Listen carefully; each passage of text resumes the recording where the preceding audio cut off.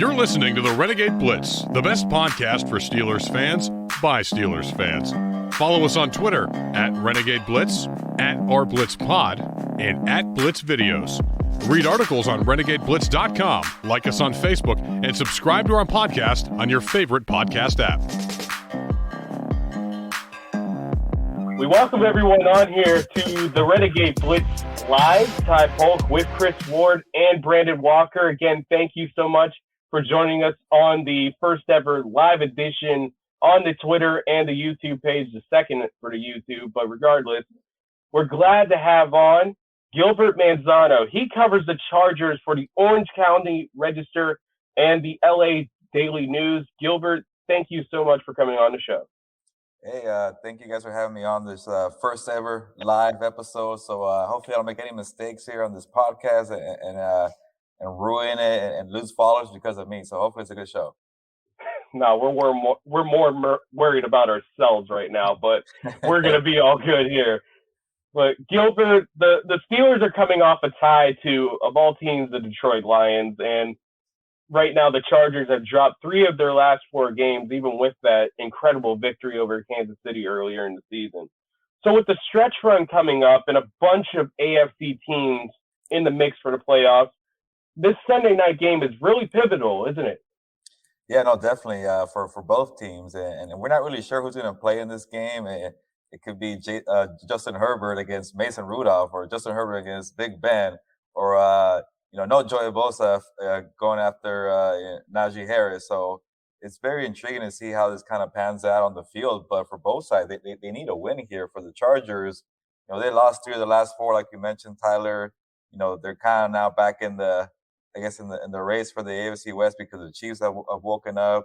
I think they're the 7th seed right now in the playoffs. So 5-4, it's okay, but it's not the best. And now for the Steelers, I don't understand how they somehow tied with the winless Detroit Lions last week. But I guess Mason Rudolph was the starting quarterback there, so you kind of could see that. But you kind of assumed they were going to take care of business at home against the Lions there, but they did not. So it's kind of whoever wins this game, I think on Sunday has a lot of momentum to get back on track and possibly make a run at the playoffs as well. Yeah, where's Duck Hodges when you need him? Yeah, 2019. Yeah. But both teams are dealing with COVID-19 situations right now. Ben Roethlisberger and Minkah Fitzpatrick for the Steelers. And right now for the Chargers is Joey Bosa.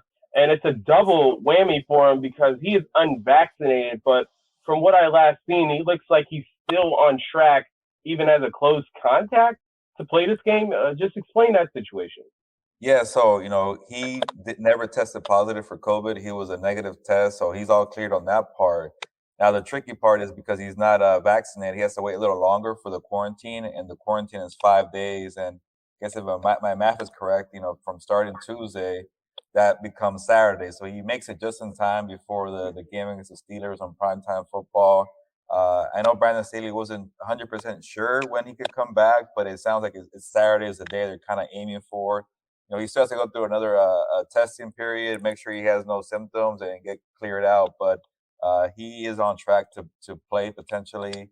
But as you guys know, these things always kind of change. You never know. But, they're going to need him out there because they're pretty banged up and shorthanded on the defensive line. We don't know if Jared Taylor's going to be able to play. We don't know if Christian Covington's going to play. These guys are both on the COVID list. They're down on linebacker as well. Drew Tranquil was on the COVID list. And we just found out that Linval Joseph, one of their best players on the inside, has a shoulder injury. So they could be very short-handed. And keep in mind, they're dead last in stopping the run. So it could be a big day for the rookie running back for the Steelers. Yeah, and Gilbert, Justin Herbert has been really impressive this year with a 19-7 touchdown interception ratio, and he's been highly graded when it comes to places like Pro Football Focus. It appears that the Chargers have a true franchise quarterback for the next decade plus. Next decade plus. What's your assessment on Herbert, and why were so many people wrong about him when he was coming out of Oregon? Yeah, I guess I'll answer that. I'll answer the back part of the question. It's kind of the big mystery. I feel like someone's going to write a book about it or have a big documentary of why many teams failed on Justin Herbert and why the Chargers were able to land him at number 6 at the 2020 draft. And it's funny because you talk to some of these draft experts, maybe they don't want to take the L on Herbert, but they keep saying that he just got really better. He improved because in Oregon he was not the same guy. And some of us say that he had better weapons with the Chargers, because in Oregon they weren't like Alabama or these other teams. So that could be the mystery behind it. But I think when he got to the training camp for the Chargers, you could see all the tools. This guy's a big quarterback, strong arm. I think it was Chris Harris Jr. He kept saying every day in practice, like, this guy's legit, because he sees the throws in practices. So I think maybe Chris Harris Jr. deserves a scouting role, because he's the one that said from like August of last year that this guy's the real deal. And even Joey Bosa was saying they had Tyrod Taylor as the starting quarterback, but Joey kept saying, this guy, man, he's throwing some dimes out here. So I think those guys were on top of it. And the biggest thing that really stood out to me is not just the skills. Like when he was on the field, he was like reading defenses, playing under pressure, converting on third downs, fourth down. So that's when a quarterback is a real deal. And at the end of the rookie year, he was orchestrating game-winning drives, and that was kind of like the final step to me to say, okay, this guy's actually going to be legit for 10 years when he was doing that. But now to kind of tie it into today's what's going on, he's kind of going through a mini slump, and it's kind of funny to say, because in Philly he had a dominant game there, but now it's been 3 out of the last 4 games where the offense has really struggled. And keep in mind, he's facing guys like John Harbaugh and the Ravens, Bill Belichick and the Patriots, and Mike Zimmer and the Vikings. But so I think the big thing for Justin Herbert is maybe these complex defenses that kind of make him guess out there, and maybe play a little faster has kind of hurt him at times. But I've seen these kind of struggles from Herbert. He kind of tends to shake it off and make adjustments and gets better. So I know people are freaking out on social media about Justin Herbert right now, but a lot of these, you forget that he's a second-year quarterback, and these quarterbacks kind of go up and down throughout the years, and eventually they find kind of that consistent when you groove, you expect them to be great every single Sunday. And I think Herbert is close to that point, but you got to keep kind of going through the growing pains as well.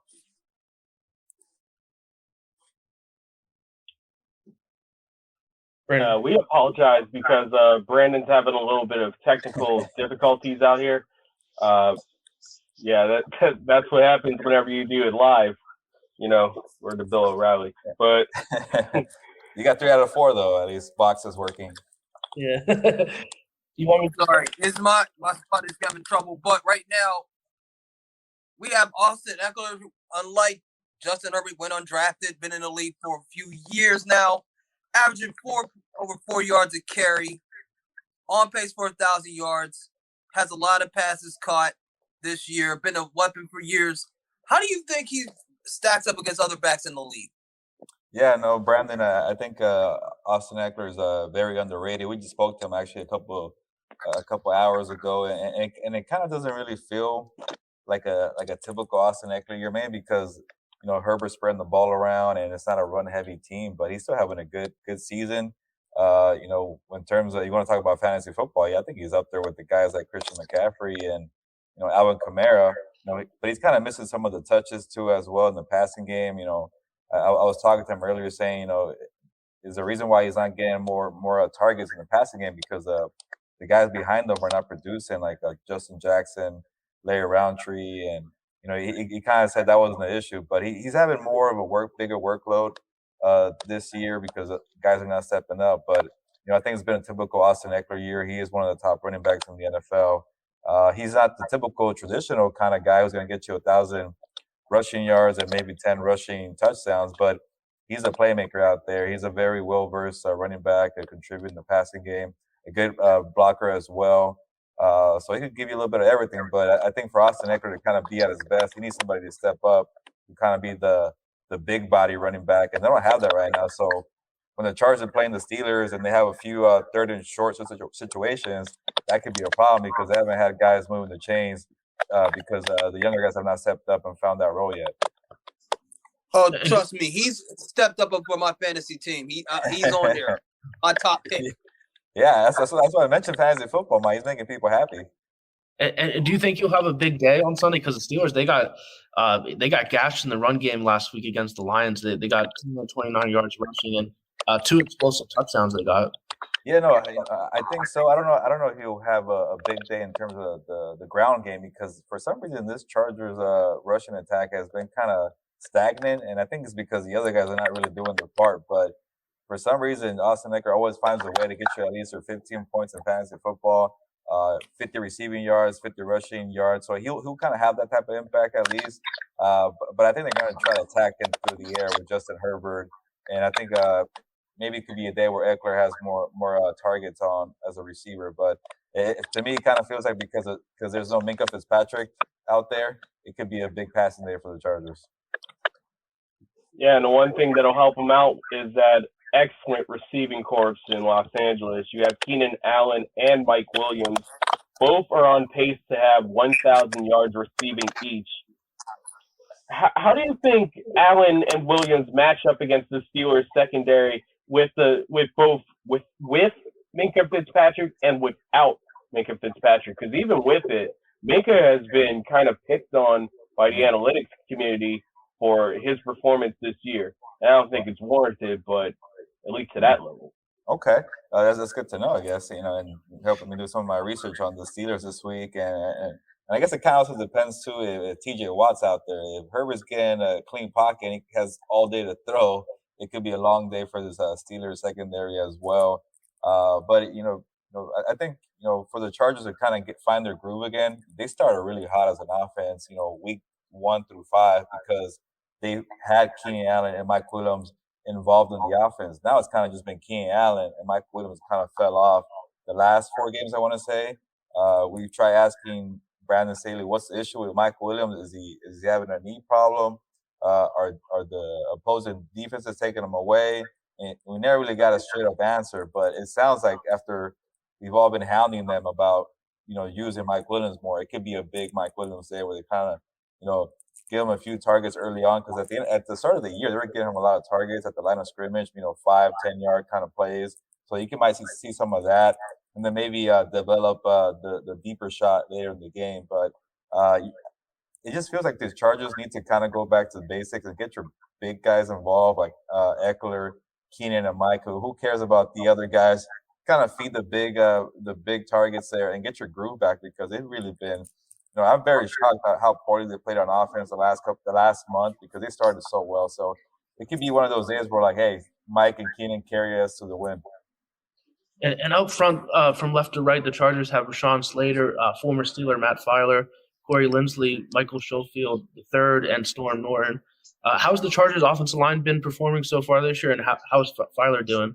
Yeah, I guess the first couple of games where they were struggling on offense, the Ravens game and the Patriots game, I guess everybody kind of blamed the offensive line on the right side, especially because Storm Norton and Michael Schofield are backups. They're filling in for Brian Bulaga and Ode Abushi, and Herbert got a lot of pressure on the right side. Like that's why I think he was rushing throws, overthinking, because he kind of already assumed the pocket's going to collapse every time he snapped the ball. And then in the Eagles game, the offensive line overall had a great game, and that's when you saw Herbert be at his best. But then it was weird because that Vikings game last week, I thought the protection wasn't too bad, and Herbert still had a bad game. So they kind of got to figure out some kind of balance there. Give us a good protection and let Herbert create on the fly. So we'll see how they kind of adjust there. But that left side has been rock steady all year. You mentioned Rashawn Slater, Matt Feiler. So I'm not sure who's rushing on the opposite side of TJ Watt nowadays, because they don't have Melvin Ingram out there. But they're probably going to have a hard time breaking through that left side. So the best way to kind of attack this Charger offensive line is through the right. They also have center Corey Linsley, who's kind of been, steady, stable communicator, leader out there to help out some of the younger guys. But it's been up and down for this Chargers offensive line. They've had worse years.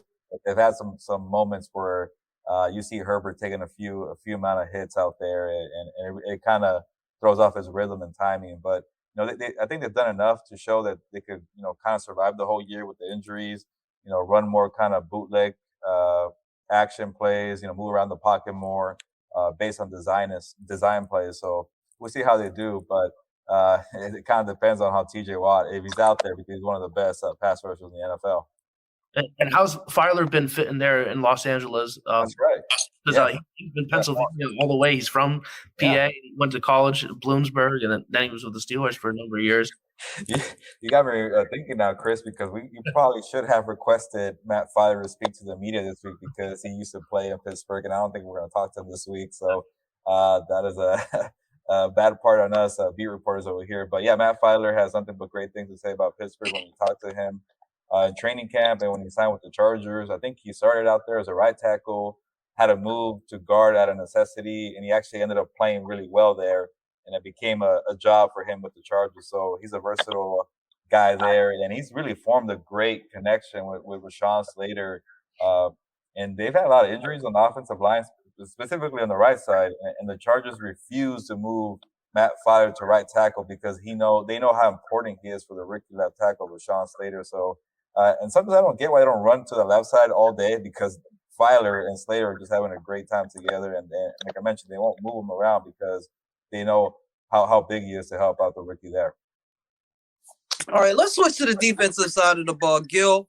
All right, you mentioned earlier they are dead last in the NFL in the rushing defense, and averaging 155 yards per contest. How do you think they're going to stop Le'Veon Bell? What do you think about their defensive line? Do you think it's a scheme issue? Do you think they need to step up defensive line, linebackers? How do you think they're going to do it? Or are they just trying to adjust to a new system? Yeah, well, you got a little Bell on the brain there. I think you mean Najee Harris. I'm thinking, yeah, how are they going to slow down on Najee Harris? And Najee Harris is playing like Le'Veon Bell right now, so that's maybe why you get him confused there. And Le'Veon Bell's actually a free agent right now, so you never know. I doubt it's going to be a reunion there because it kind of ended ugly there in Pittsburgh. But they're going to have a long day, especially if, like I mentioned, those guys, if Joseph is not ready to play, if Jerry Tillery and Christian Covington are not out of the COVID list by then, it could be a long day for this front seven for the Chargers. Also, we don't know if they get Drew Tranquil back as well. So, Joey Bosa helps you as a pass rusher if he's playing, but you're gonna have a long day if your inside guys are not there. And if I'm the Steelers, I'm just gonna pound the rock the whole day, especially if Mason Rudolph is out there playing. And then who knows if Claypool's gonna play, so he could be limited for targets there as well. So I think expect a heavy dose of Najee Harris, attacking this weak Chargers front seven. And it's strange because sometimes these teams, they know the issue there and they attack them like crazy. And Chargers find a way to win the game, even though they're allowing 200 yards per game on the ground. So it's kind of this thing where, Brandon Staley doesn't want you to attack the deep part of the field. They want you to kind of have a slow approach to get drives going. And sometimes that leads to, maybe a stop there for a field goal or at least to a turnover. So I think Staley prefers kind of a slower pace to create mistakes more on offense for the Steelers. But we'll see. Maybe it's not rocket science. Maybe I'm overthinking it. I think they're probably going to be like, okay, who cares? They're giving us the running lanes. Might as well take them. Yeah, and now let's move on to, at least the bell cow of the Chargers pass rush. And we're going to put this under the assumption that Joey Bosa played this game. He has 5.5 sacks this year and 3 forced fumbles. So what do you expect to see out of Bosa? Because at least little by little, the Steelers' offensive line has improved in terms of pass protection. It's not the great leap that at least most here in Pittsburgh expected, but still, it's pretty good. Yeah, no. When I was doing some research early on, it seemed like it was a little shaky for the Steelers' offensive line. Former Charger Trey Turner, he's still out there, right? Is he the right guard or left guard? He's a right guard guy. Left. Okay. Sorry. Right guard. You're correct. Right guard. Okay, so he's still in the same spot there. So that's another kind of a wrinkle there. The Chargers kind of essentially traded linemen there, Trey Turner and Matt Feiler. But yeah, it was kind of a shaky, offensive line. It could be a nice day for Joey Bosa, but a lot of teams have been double teaming Joey Bosa, chipping him also because guys on the other side, Kyler Fackrell and Chandler Nwosu haven't really done much all year. Nwosu had a decent game against the Vikings, so maybe that could be where he kind of wakes up and helps out Joey Bosa because these double teams or triple teams are starting to add up to Joey Bosa. And that's why maybe the numbers are not as high this year, but he's still being a disruptor out there, creating pressure. And who knows how he's going to be after missing maybe a whole week of practice. I know Joey Bosa really likes his practice time. It's very important to him to kind of find the rhythm. He's all about having a routine. So that kind of might disrupt him a little bit. But if the Steelers' offensive line has kind of been shaky all year, it could be a long day for them against Joey Bosa. So I think expect a lot of max protections and chipping on the side of Joey Bosa for that. And in the secondary, the Chargers have veteran cornerback Chris Harris Jr. and Michael Davis as the starters. And then in the safety tandem is Derwin James and strong safety, and they're at the free safety position. And also, how have they been doing overall? The Chargers secondary, and how do you think they match up against the Steelers passing attack, which hasn't been very explosive this year? Yeah, no, they started out really strong. They rarely allowed explosive plays through the air. They were facing Dak Prescott and Patrick Mahomes in the first part of the season, and Derek Carr also. And they weren't really getting a lot of big plays on the field because the way the Chargers play is more, they invite you more to attack the short part of the field. They want you to run more. They won't let you get the 20-yard plays down the field. So they were excellent in that part. But the last 2 weeks, though, they've had injuries. They've been without Michael Davis. They've been without Nazir Adderley. They missed Asante Samuel Jr. in one of the games. And these opposing offenses started, noticing that and taking advantage. Like Devontae Smith, the rookie from the Eagles, a couple of weeks ago, had a big day against them. The star receiver for the Vikings, Justin Jefferson, had a monster day last week. So they're starting to attack this defense through the air. So it's kind of been a different approach for attacking the Chargers. And maybe if they get guys back this week, like Michael Davis and Nazir Adderley, and they have Asante Samuel Jr. back already, they'll be fine there, especially because this Steelers passing attack hasn't done well through the deep part of the game. And I don't know if Claypool's going to play, but I guess maybe I have a question for you guys because is it Big Ben losing that arm strength? They want to attack down the field, or what's going on there? Because you have a weapon like Claypool and other guys there, and Deontay Johnson, they're not using them properly. Is that because of Big Ben's arm strength? It plays a role. No, it plays a role. I'm sorry. Oh, go ahead, Brandon. Well, I'm sorry.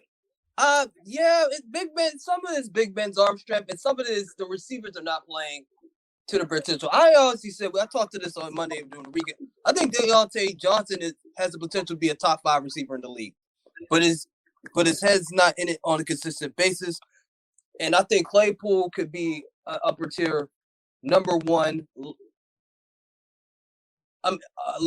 maybe lower tier number 1, high end number 2 receiver. But he's still young, second year player, 22. But his game has the same mental issues at times as Johnson. Yeah, I would agree with Brandon. Claypool, he had a great rookie season, but he has kind of regressed this season. He only has 1 touchdown reception, and Johnson, same thing. He's a great receiver, he's a great route runner. But one thing is to watch the Steelers. For some reason, they don't target the middle of the field. Like after the game, everyone looks up the next gen stats where they have like the little dots, the targets where they go, and they just for some reason they always like ignore the middle of the field. So. That's one thing. Roethlisberger, I don't know if it's like an offensive thing or I think it is a schematic thing, but for some reason they just don't attack the middle of the field. So it's also the crazy thing about that as well. Just sorry to cut you off there, but the crazy thing about it is that last week against the Lions, they actually did a few times attempt to attack the middle of the field. There was one pass from Mason Rudolph that he didn't really even like rear back into the throw. It was all arm. And if it's accurate, Johnson has another long gain for possibly at least he gets into the opposite side of the field at the very least, if not a touchdown. There's been situations, and even with the fumbles in overtime and stuff like that, a lot of it's just mental with them right now.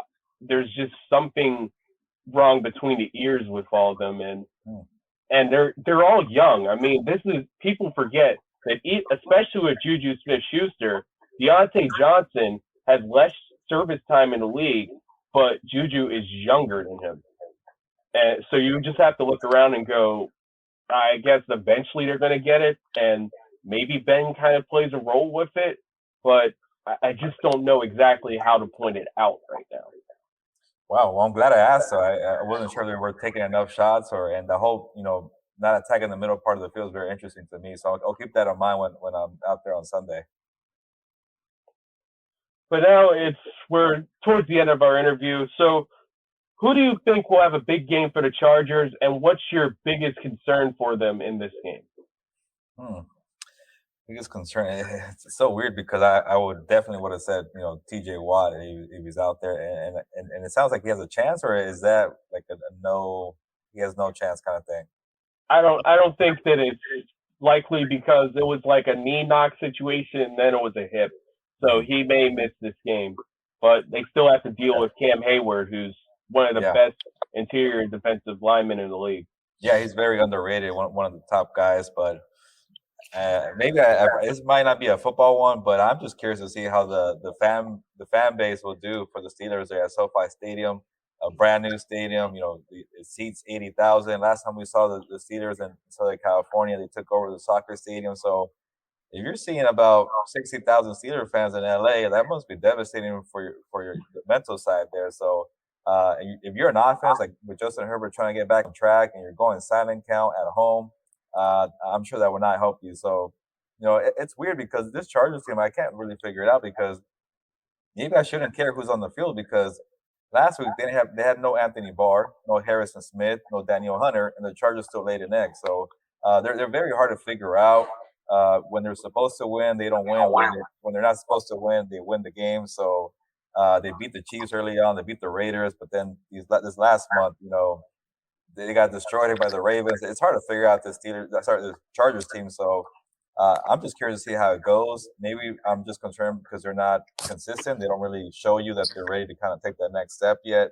And also, they don't do too well against teams who are well coached. And Brandon Staley was praising Mike Tomlin today, saying, he's one of the reasons why he got into coaching. So if it's a chess match, maybe Mike Tomlin has the edge there as well. So. I would say the Chargers have the edge in terms of talent, but when it comes to proving that you're going to be a winner and a contender in the NFL, they haven't done that so far this year. So it's kind of hard to take them seriously, even though there's a lot of guys missing for the Steelers. And Gilbert, do you have a prediction for the game? I know it's Wednesday right now; it's a few days out, but what do you think about this game? Do you have a winner right now? Yeah, I might give you a long response here because it's more of a kind of a feel kind of prediction because I've picked the Chargers every single week to win the game since KC in week 3, and I've been proven wrong half the time. So most of the time, I don't know what I'm doing out here, and I just want to break away from picking the Chargers. And they're playing a talented Steelers team with Mike Tomlin being the charge. I know the Chargers are at home, and it's gonna be a whole bunch of Steelers fans there as well. So we'll see if it's really a home game, but. Until they show me that they're capable of being a consistent team, I can't do it against a Steelers team that's been in the playoffs. Maybe they weren't in the playoffs last year, or actually they were, also the Browns. But a team that's kind of been, well experienced, has shown you that they're able to kind of rise to the occasion. I'm gonna go with that side, and I say the Steelers win this one. And I think it'll be low scoring. I'll say, 24-17 Steelers. Okay, speaking of being in Los Angeles, number one, what's SoFi like? And number two, how has the Chargers been received in LA? And do you think they should move? Do you think they should have ever left San Diego? Yeah, that second part might get me in trouble here if some of the Chargers personnel watching this video, they don't like talking about San Diego over here. But I'll say this, it's a lot of work to do in Los Angeles. Like they're not going to be one of the top teams in the LA market for a while. It takes a lot of work. You got to be a winning team. They're still pretty new here in Los Angeles. They moved 5 years ago now. It's kind of crazy to think it's been 5 years, but and even with the Rams, like the Rams that need to get all the star power to gain attention in Los Angeles. They got OBJ and Von Miller, but it's still a Lakers town. It's still a Dodgers town. Like if it's not those two teams, LA does not care about you unless you're winning. If you're winning and you're exciting, they will care. And it kind of got to that point early on for the Chargers because Justin Herbert was just lighting it up in the NFL. He was a fun quarterback to watch in the first month of the season, and he's kind of fell apart now the last couple weeks there. So people are not maybe as interested in Justin Herbert because the LA people are very they kind of gravitate to whatever's trendy and popular at the moment. So if Herbert and Brandon Staley are winning year in and year out, then I think this Chargers team has a strong chance of building a fan base in Los Angeles. But I've seen growth here, with Herbert excitement and Brandon Staley excitement, a new stadium excitement. People always brag about the powder blue jersey. So I'm seeing more and more jerseys out there in Los Angeles, but they still have a lot of work to do. Yeah, and speaking of SoFi, are you currently in that stadium right now? Because I see the bolt up right behind your shoulder. No, I'm at the Chargers headquarters in Orange County. I'm out here still working late. I usually kind of leave around 7 o'clock. So this is where I set up here for Wednesday, Thursday, Fridays during practices. Well, how is that beautiful new stadium out there in Inglewood? There was so much going in between that move, because originally there was like another place in Hollywood Park, if I recall correctly, that was going to be a stadium, and also there was at one point it was going to be the Las Vegas Chargers, but but instead. So just how is that stadium? I feel like I've grown accustomed to the brand new stadium. Like I'm already used to the big video board.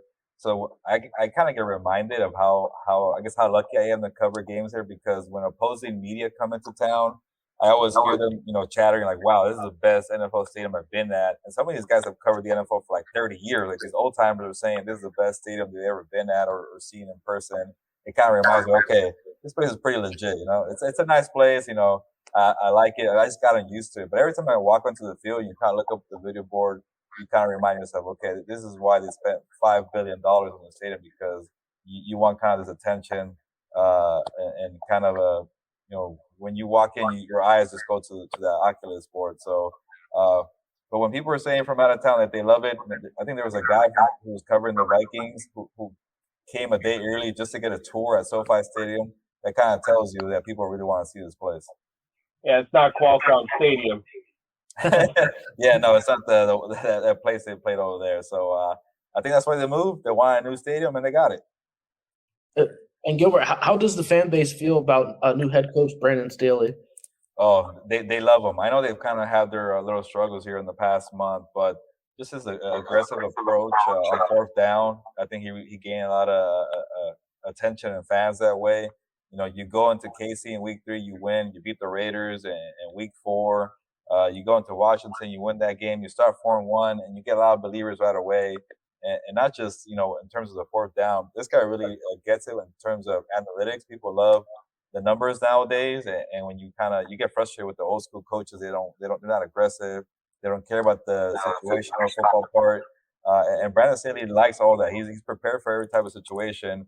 But now for him, it's kind of going through the like I mentioned, the growing pains, because you're going to go against guys who've done this for years, like a Harbaugh and a Bill Belichick, and that's where you kind of see some of the growing pains for Brandon Staley. But I know he's probably watching these losses and just taking something that he can learn, because he's very detailed head coach, and he's the thing we like as reporter. He's also very honest. He's not afraid to show scheme in his press conferences. You can ask him about something regarding his zone coverage, he will break it down to the T for you. So that's pretty refreshing for a head coach. But it kind of makes for longer press conferences where you're kind of getting football one-on-one every single day. But I like it. I'm not going to complain about it. One more thing before we go. I seen this on your Twitter account. You also say that you're a boxing reporter, and on my account, I cover the local boxing scene as much as I can. Okay. Recently, I haven't been able to get to because I'm fulfilling one of my dreams of my career. But I'm curious, how is that? And have you heard the name Lubomir Pinchuk? He did take a fight out in Los Angeles about a year ago during at least a little bit of the height of the pandemic. Is that somebody you guys are friends with, or? No, Pinchuk is kind of a guy that I covered a bunch, because they're kind of like the leaders of the Pittsburgh fight scene out here. Okay. It's growing. We had a few guys. G5 Cheryl was on the contender, but out in that area. But I'm curious about that. No, I'm not too familiar with that area, or I guess that promotion, boxing promotion. But I kind of like some of these underdog stories that you get in boxing, and that's why I kind of gravitate towards covering it. And I just love combat sports. You know, I like MMA as well. I'm also into wrestling. Not like I used to, but I still follow it for the big pay-per-views. But I covered boxing in Las Vegas for the Las Vegas Review Journal. That's where I covered the Raiders too. So I was a boxing beat reporter there, and there's nothing better than being ringside for a big fight in Las Vegas. You see all the celebrities around you. You hear the anthem, and then you start watching the guys kind of go at it. And it's like, okay, this is pretty cool. And I've covered Super Bowls. I covered a lot of big football games, but nothing kind of matches the feeling of being ringside. So when I moved to LA from Vegas, I told myself I still want to do this. It's hard during the football season, so I kind of don't do much. But when it's between January through July, anytime there's a fight, and locally in Southern California, there's a whole bunch of fights. If you ever come out to LA and you're a boxing fan, I recommend going to one of the venues here in Los Angeles because they're pretty passionate. You might see a couple fights every now and then in the stands. Stay away from that. But boxing and LA, they just go together, and I'm sure it does the same thing in Pittsburgh out there. So it's just something I like to do when I have free time from the NFL reporting. Yeah, I feel the same way. Have one guy. What's the biggest fight you ever covered? Out in Malibu. Sorry about this, Brandon. I have one guy out in Malibu that actually did a Pittsburgh history pictorial book. Very nice. Wow. Okay, but, Brandon, gotta check that out. No, Brandon, I think I heard your question. I guess for me when I was there, it's either for biggest fight. I don't think it's my favorite fight, but the biggest one I got to cover was Floyd Mayweather against Conor McGregor. That crazy circus cross fight there. But my favorite one was the two Canelo Alvarez against Triple G fights. I was ringside for those two fights. That was fun. But when it was when Mayweather and McGregor were involved, all the stars come out. So that was a massive weekend too. Did you get to talk to Mayweather or McGregor, or were you just at their press conference there when they met each other and stuff? Yeah, I've had interviews with Mayweather. I haven't gotten a chance to speak to McGregor, like ask him a question, but I've been around him as well for like press conferences. It's kind of hard to get a question in for McGregor. Same thing with Mayweather, but because he lives in Las Vegas, and I was a local reporter. He talked to me a couple of times. One time I pissed him off because I was asking him about his taxes. He had like a tax problem in Las Vegas, and I had to ask for a story. Mayweather's a cool dude, and as you know, Tyler, talking to boxers, they keep it real. They always have a crazy story. You got to have somewhat of a good story. You're gonna, go into a ring. There's a reason why you're doing it, and it's usually a good story. Oh yeah, no doubt. Guys, any more? Oh yeah, I just want to kind of touch back on Herbert because I tweeted out about that him being everyone thinking he wasn't going to be that good coming out of Oregon, and I got some responses where people were saying it was like East Coast bias or something because they didn't see him out in Oregon. And another person said that, which I didn't really know. They said he's like really quiet or something like that. Is that how Herbert is? And do you think that's why he was maybe knocked when he not as like the the stereotypical leader quarterback that's very vocal? Yeah, because nobody could really figure out why he dropped in the draft. I'm gonna say it might be that he was too quiet, and people kind of want this alpha male talkative quarterback in your locker room, and people got scared from that. And credit to the Chargers, they did the research. They got to know this guy from different levels. He's very quiet, and to answer your question, he's not that talkative with us reporters, and it kind of drives us crazy because we want good quotes and we kind of want more character. But when you're playing lights out every Sunday, it doesn't matter what you say. And he really, developed, I guess a strong fan base with the Chargers. People love him, adore him. If I say anything bad about him on Twitter, they're gonna come after me. I could say Herbert had a bad throw there, and it's pretty obvious. If he could bounce the ball off the field, people still attack me.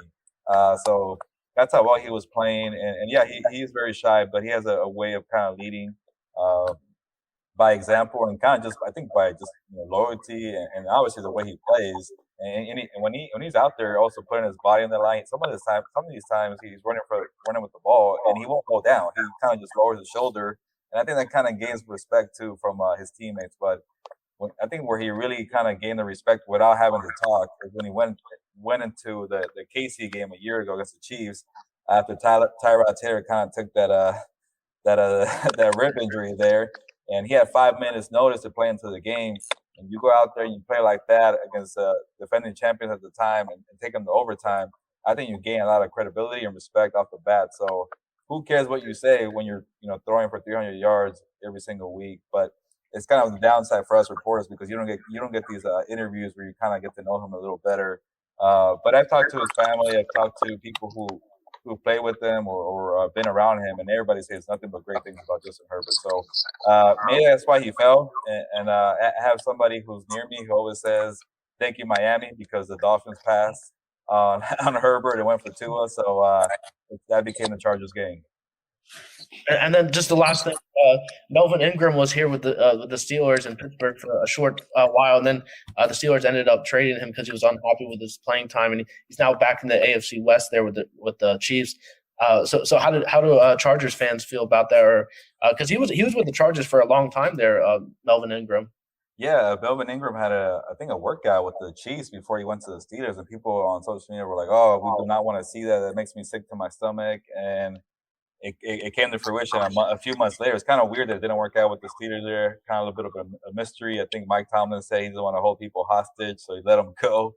It kind of worked out for the Chiefs game because Melvin Ingram kind of gave him a lift in that Raiders game. So it could be an issue when the Chargers play the Chiefs on Thursday Night Football, and maybe the division's on the line for that Thursday night game. I want to say in middle of December. So I thought I was going to write a story about Melvin Ingram coming to face the Chargers this week because he was with the Steelers, and I'm out to wait a little longer. So we'll see how it kind of works out there. But Melvin Ingram was a great player for the Chargers, but he kind of had a down year, and they felt it was better to move on. But they really need him now this year because they don't have that number 2 pass rusher behind Joey Bosa.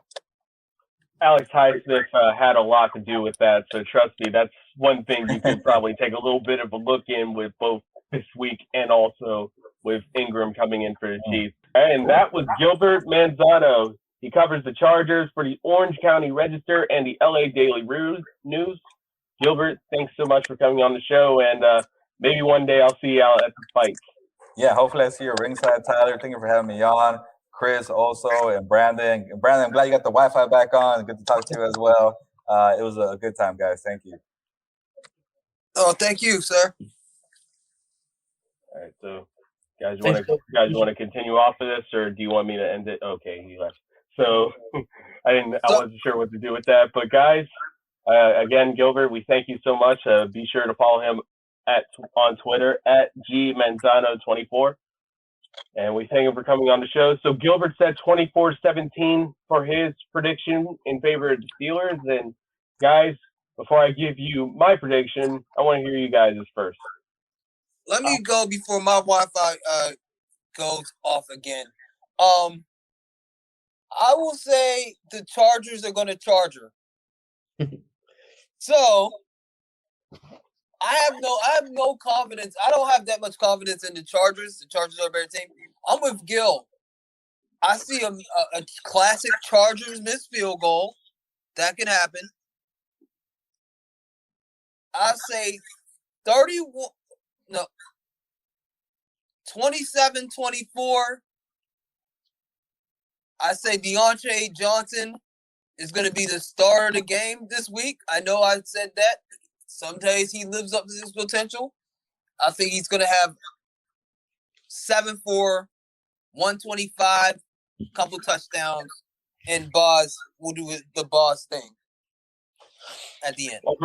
Well, Brandon, just in case this does cut out your Wi-Fi, just know that you don't have to join again. We're basically wrapping up, but be sure to check us out. We will be on Colorcast doing the broadcast of this game, pending how fast I get back home from the other side of the state for the second week in a row.